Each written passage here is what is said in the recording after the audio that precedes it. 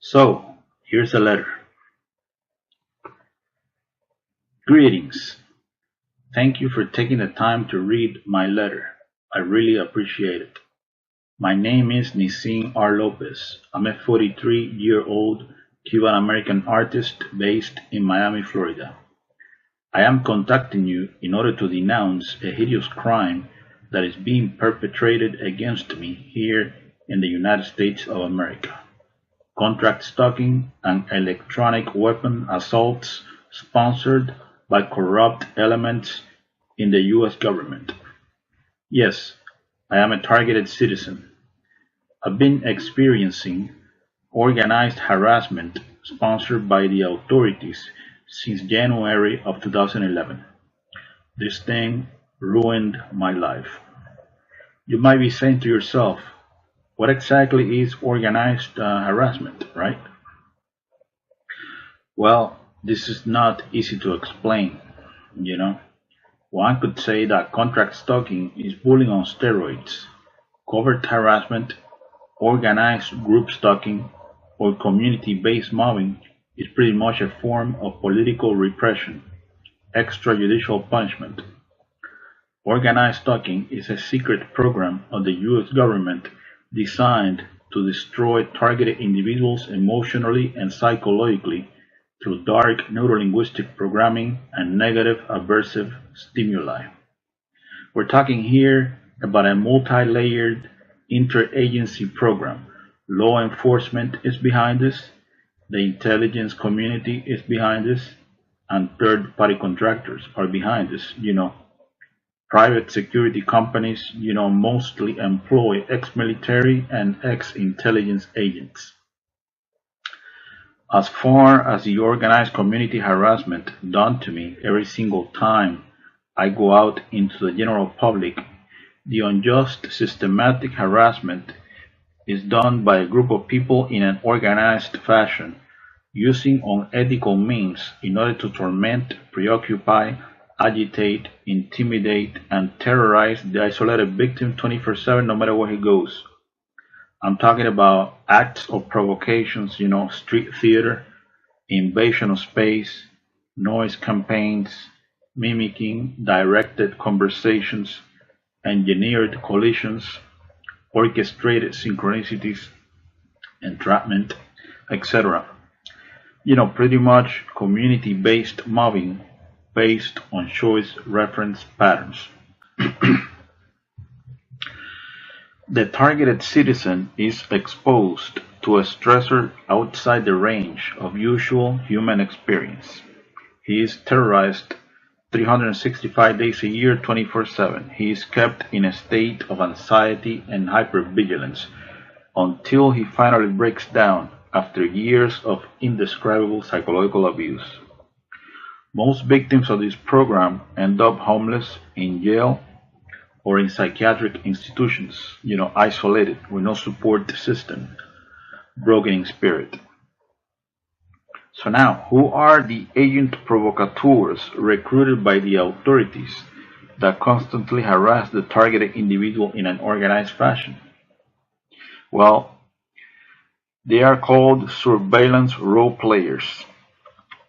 They believe they are patriots and heroes, serving a noble cause. They come from all types of social backgrounds.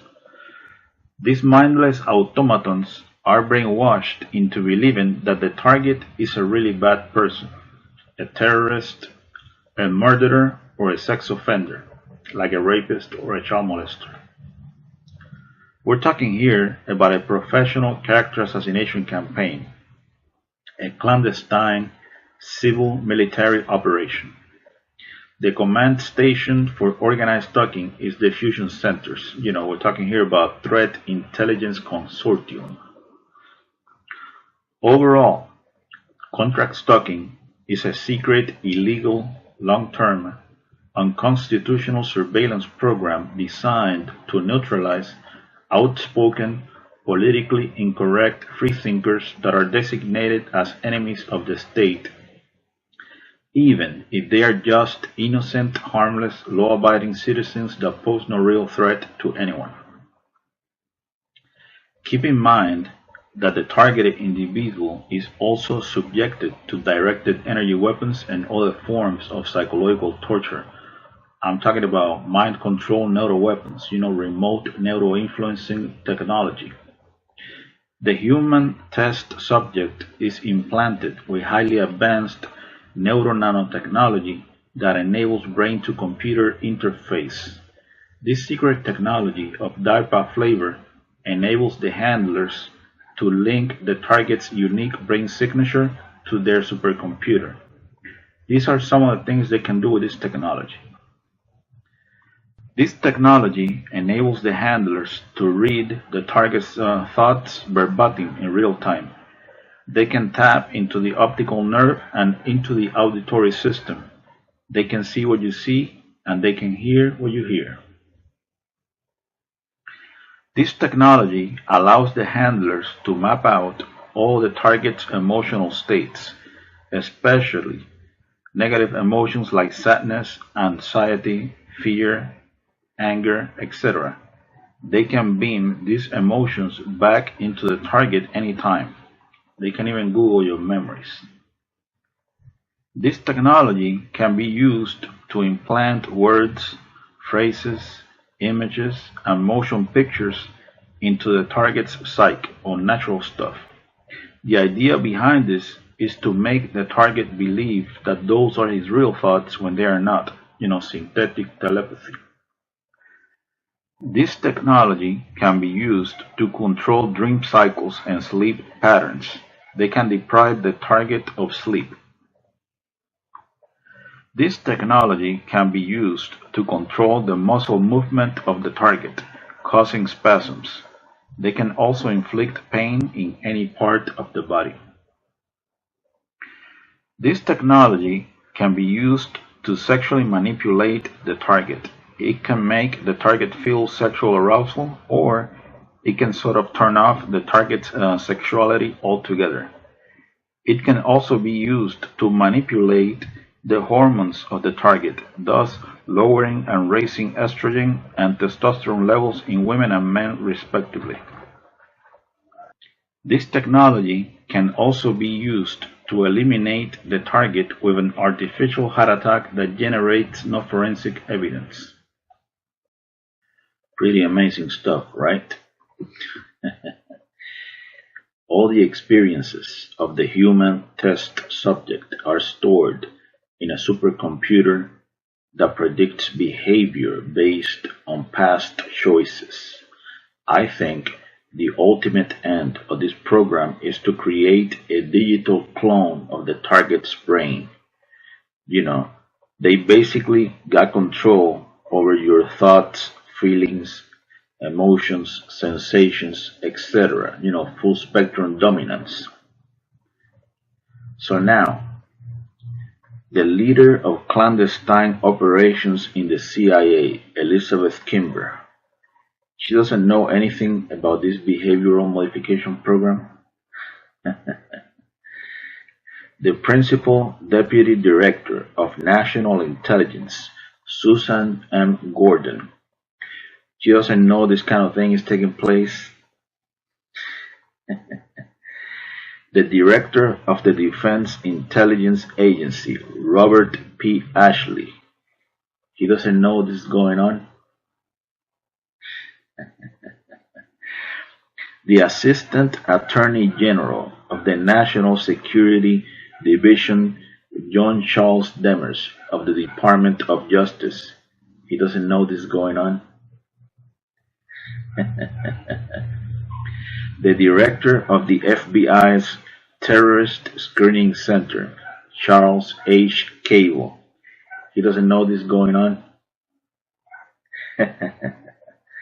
The Undersecretary of Homeland Security for Intelligence and Analysis, David J. Glove, he doesn't know this is going on. Of course they all know this is going on. The puppet masters behind this personality disintegration program, they will do anything in order to justify a multi-billion-dollar national security, counterterrorism, corporate military intelligence police state complex, multi-billion or multi-trillion, who knows. Think, for example, about how much money has been invested in projects like the brain research through advancing innovative neurotechnologies. This transhumanism agenda is big business. So, let's go ahead and put this into perspective. Conclusion. On one hand, we got heavy, overwhelming, multi-layered, organized community harassment designed to drive a person crazy. Then they got a military technology based on DNA resonance that can be used to push a person over the edge. A perfected breakdown tactic on the human will. You know, this is a humanity 2.0 experiment, no question about it.